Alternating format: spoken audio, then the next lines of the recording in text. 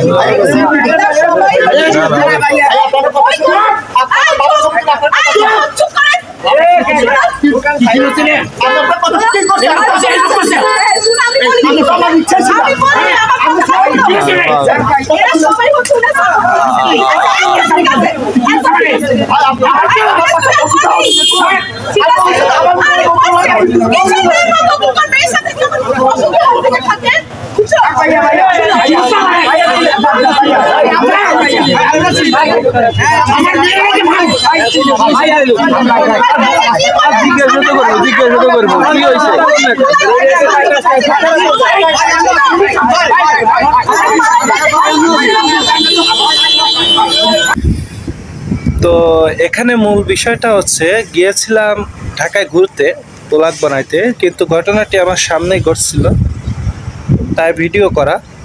তো আপনারা শুধু টমেটো বাগান দেখে ভিডিও সম্পূর্ণ দেখেন না, মাঝে মাঝে ভালো ভিডিওগুলোও দেখেন।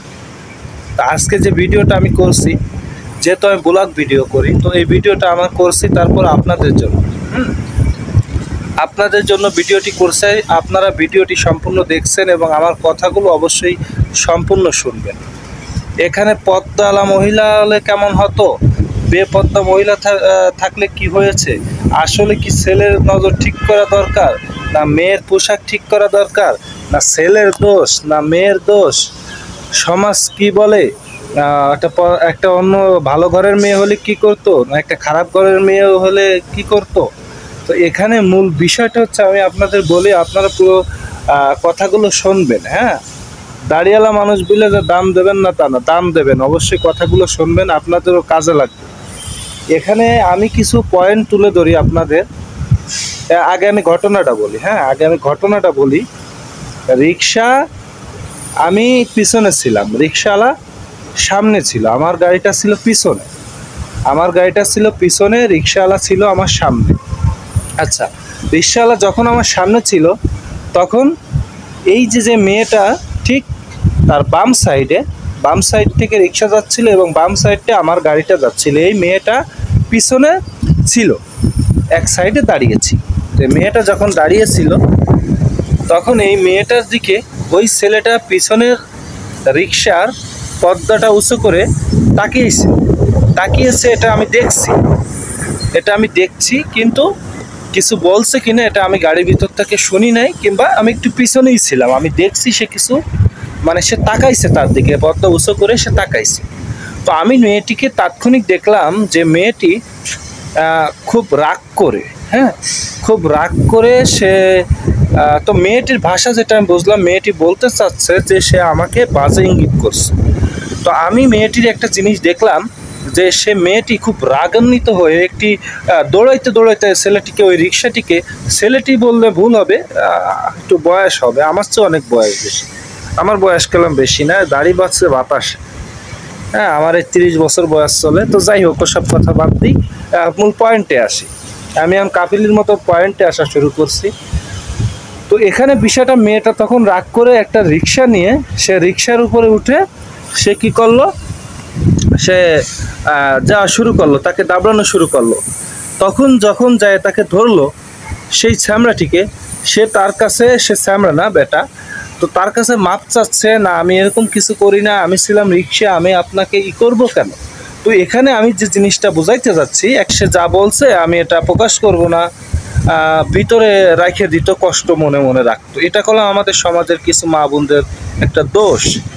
আবার এই যে মেয়েটা এই যে কাজটা করছে, আপনারা অনেকে খারাপ করতে বলতে পারেন, আমিও খারাপ বলতে পারি, আবার ভালোও বলতে হবে। কেন ভালো বলতে হবে? যদি ছেলেটা খারাপ কাজ করে থাকে, সে যে এই যে প্রতিবাদটা করছে, আমার মনে হয় ছেলেটা খারাপ কাজ করছে, কিন্তু আমি ছেলেটিকে ধরাই দিই নাই। ছেলেটিকে কি যদি আমি ধরাই দিই, মানে আমি যদি ওই সময় বলি যে না, ছেলেটি রিক্সার পর্দাটা উঁচু করছিল, আমি দেখছি, তাহলে কি হয়, ছেলেটিকে কলম বাড়ে মেরেও ফেলতে পারে কিংবা আত্মারাও করে ফেলতে পারে। কিন্তু আমি বলি নাই। কেন বলি নাই? কারণ আমি কলম শুনি নাই যে কি বলছে, তাদের পূর্ব শত্রুতাও থাকতে পারে, এটা তো আর আমরা জানি না, আমরা তো সাধারণ পাবলিক। তো কি বলছে এটা কলম আমি জানি না, কিন্তু রিক্সার পর্দা উঁচু করছে এইটুক কথা যদি আমি বলতাম, তাহলে কলম অনেক বড় একটা ঘটনা ঘটে যেত, কিন্তু আমি সেটা বলি নাই। হ্যাঁ, আমি সেটা বলি নাই। কেন বলি নাই? যে সে একটা ভদ্র ছেলে দেখা যাচ্ছে, খুব স্মার্ট হ্যান্ডসাম। এই মার খাওয়ার পরে হয়তো যদি সে ভুল অন্যায় করে থাকে, ভালো হয়ে যাইতেও পারে, কিন্তু মেয়েটা যে কাজ করছে সে এক হিসেবে ঠিক কাজ করছে। কেমন? যে সবাই যদি এইভাবে চেপে যায়, হ্যাঁ, সবাই যদি মান সম্মানের ভয়তে এইভাবে চেপে যায়, তাহলে সে করবে কিভাবে? এটা আত্মপ্রকাশ পাবে কিভাবে? সমাজের খারাপ কাজগুলো বন্ধ হবে কিভাবে? আবার একটা বিষয় সেটা হচ্ছে কি, মেয়েটা যে পোশাক অবস্থায় ছিল, এই হিসাবে হয়তো অনেক ওখানে যারা ছিল পাবলিক, অনেকে কলম মেয়েটিকে সাপোর্ট করতেছিল না। কেন করতেছিল না? এর কারণ মেয়েটিকে ওখানে ছেলে বেশি ছিল, মেয়ের পক্ষে কেউ ছিল না। আবার মেয়েটির পোশাকের একটু ধরন আলাদা ছিল। আমি খারাপ বলছি না, সেটা তার রুচির ব্যাপার, ওটা আমার বলার দরকার নেই, সেটা তার রুচির ব্যাপার। তো আমার কাছেও আমিও খারাপ বলতে পারি, হ্যাঁ, যেহেতু আমার মুখে দাঁড়িয়ে আছে, আমিও খারাপ বলতে পারি, কিন্তু আমি বলবো না, সেটা তার স্বাধীনতা, ব্যক্তি স্বাধীনতা, সে করতে পারে। সবারকে মরতে হবে, সবার কবরে যাইতে হবে, যার হিসেব সে দেবে।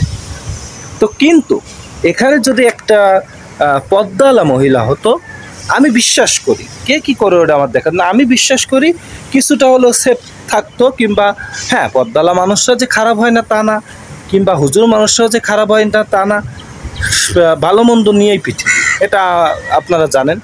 তো যে বিষয়টা নিয়ে আমি বলতেছি, এখন পর্দা যে মহিলাটা পর্দা করে আছে, হ্যাঁ, সেটার দিকে আমার মনে হয় ইফটিজিংটা কম হবে, কিন্তু সে যে পোশাকটা পরে আছে, এটা ইফটিজিংটা বেশি হইতে পারে। এটা আমি আমার ধারণা থেকে বলতেছি, যার যে ধারণা সেটা সে করতে পারে, সেটা তার ব্যাপার। কিন্তু যে বিষয়টা আমি বলতে চাচ্ছি ভাই, এখানে ছেলের দোষটা আছে আমার মনে হচ্ছে।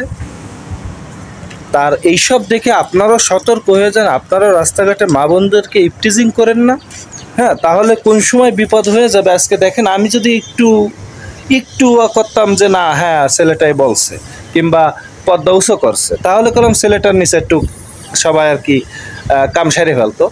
তো সেটা আমি আর বলিনি। দেখেন আমার কি সুন্দর একটা ফুল হয়েছে, এখানে একটা ভেন্ডি গাছ।